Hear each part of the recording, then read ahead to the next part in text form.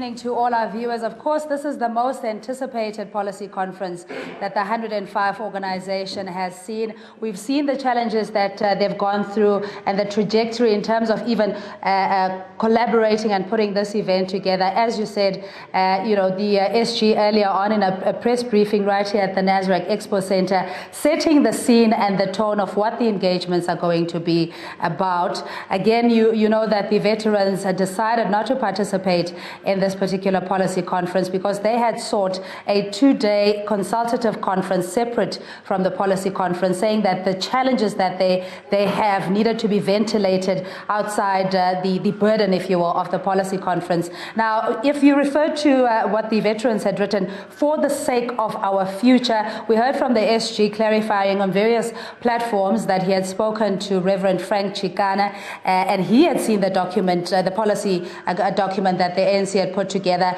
and that is inclusive of what the veterans had raised. So good evening to you. My name is Cindy Mabi. Welcome to the Nasrec Expo Center, the fifth policy conference of the ANC. Joining us now is Professor Sipho Seepe. Good evening to you, Professor Seepe. It is a 5-year event. Thank goodness it doesn't happen annually, because the logistics of just bringing everybody together and all the issues is quite a mammoth task.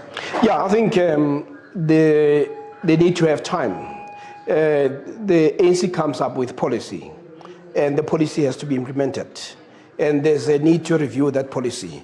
So you could not have this almost on a daily basis, because you need to know whether, first of all, once you have a policy, you must appoint the right people, have the right implementation capacity, and then see if it works, whether it achieves what it has intended. So the ANC, before its elective conference, it tries to say what would be the marching orders, because you don't just elect people, you elect people to implement a particular policy. So this is an opportunity for the ANC to deal with new policy, but also to refine the policy that's old, and if need be to say, this policy has not worked, let's throw it out. So that is why you have this conference. Yeah, there had been greater emphasis on the self-reflection and self-correction of the ANC, particularly on how they were punished in the August 2016 local government elections. Still, you hear from certain factions or sectors that they don't feel they have been consulted adequately. We hear the veterans saying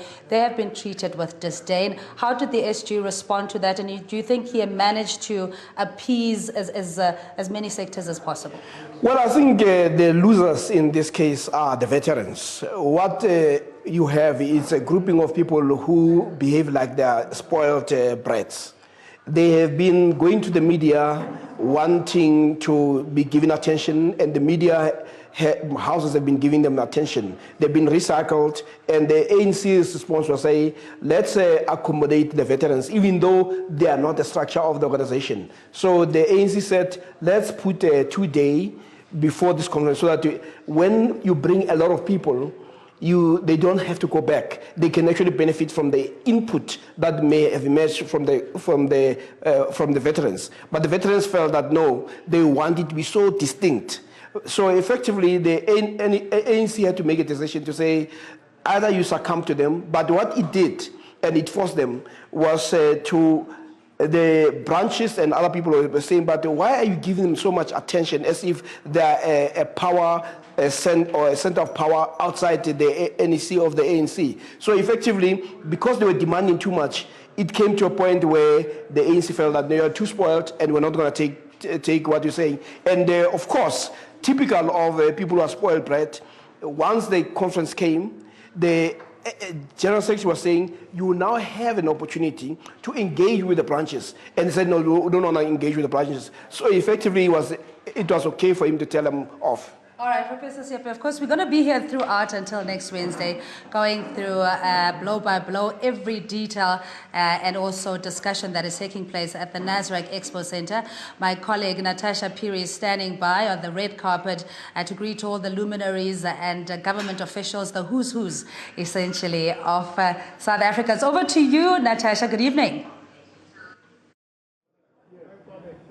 Well, very good evening to you, Cindy, and to the viewers at home, the viewers of ANC. And unfortunately, we haven't seen the who's who actually come in just as yet. We do expect those leaders to come in any time from now. Of course, we expect eminent people to actually arrive here, eminent families, business leaders, leaders of society, and of course, ANC leadership as well. And this is just ahead of the policy conference that will kick off tomorrow under the theme, Let Us Deepen Unity.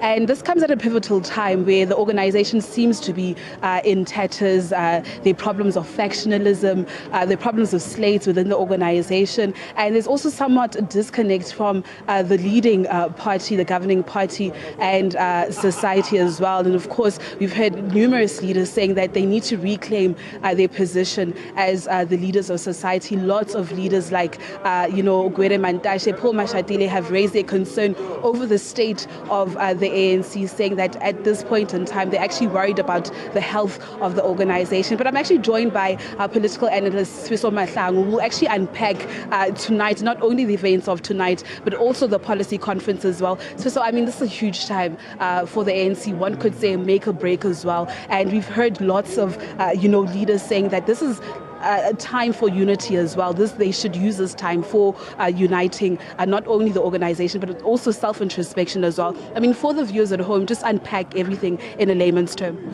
Well, good evening, Natasha, and good evening to the viewers. It is the year of Oliver Tambo in the ANC and the year of 105th birthday, the year of unity.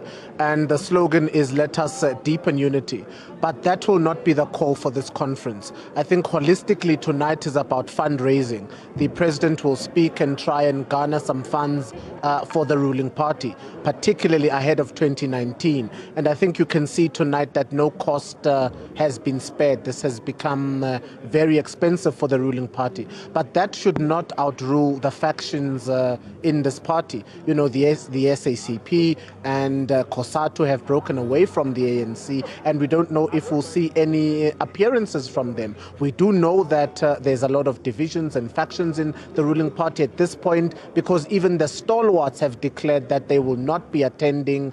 They didn't get their consultative conference. So it's not so much about what happens here tonight or in the next 5 days. It's also what will happen in the lobbies, what will happen in the hotel rooms, and what will be said. At this point, there is the ANC of President Jacob Zuma and the ANC of Mr. Cyril Ramaphosa. So we're ahead of just going to December 2017, where the ruling party will elect its leader. And I think that's a pivotal moment in the ANC. So this weekend will not necessarily unite it. It might divide it even further. So we will hear if, from the presentations that people give, will they decline white monopoly capital? What are they going to say concerning state capture? Will the Gupta family still be used as an instrument to release or fire President Jacob Zuma? Are they going to speak about the ABSA bailout?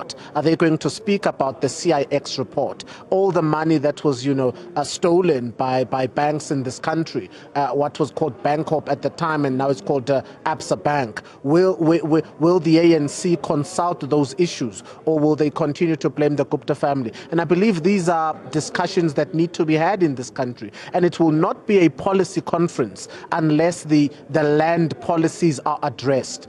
Section 25 of the Constitution, expropriation of land with or without compensation. What will the ANC decide concerning that? And I think the issue of radical economic transformation is going to be the highlight of this. The mining charter, people in the ANC have come against the mining charter. And I mean, the minister has only increased by 4%, from 26% to 30%, to say black people can now own only 30% in the mining sector. But people have become very vociferous concerning that. So will the ANC stand behind Mr. Mosebenzi Zwane, or will they throw away radical economic transformation? However, I believe by Wednesday next week, South Africa will know whether the ANC is still endorsing radical economic transformation. And I mean, for me, this is a make or break moment for the ruling party. Are they still the party that black people in this country voted voted for in 1994, or have they become captured? And I know that the term captured in this country has been widely used, but the state has been captured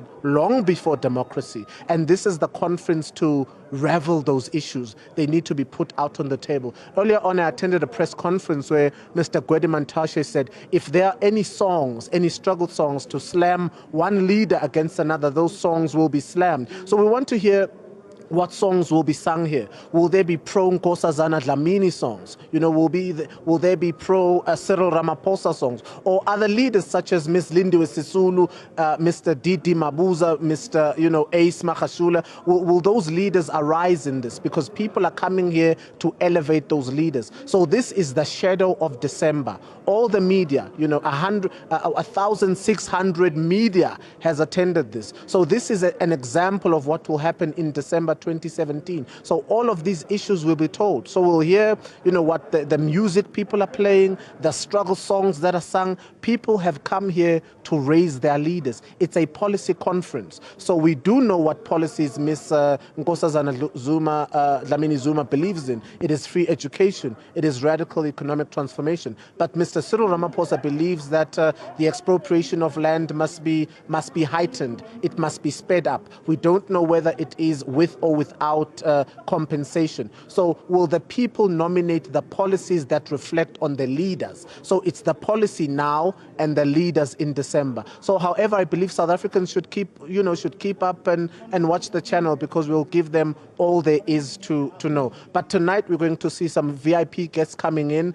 A lot of checks are going to be signed, but a lot of slurs are going to be made. People are going to perpetuate the particular leadership that they want to govern South Africa in this year. 2019 is going to be widely contested, and I don't think any policy conference and any ANC elective conference has been contested like this. So are there many shadows to come? Will people continue to defend state capture? Will people continue to deny black people land in this country? This is the conference to decide those issues. Unfortunately, we're going to have to cut it short. It was just raising very, very important points there around policies of economic transformation, highlighting on radical economic transformation. But unfortunately, we're going to have to cut it short as security actually needs to come in and sweep in the venue. But of course, as ANN7, we promise to give you the latest, fast, first, and live. Back to you, Cindy.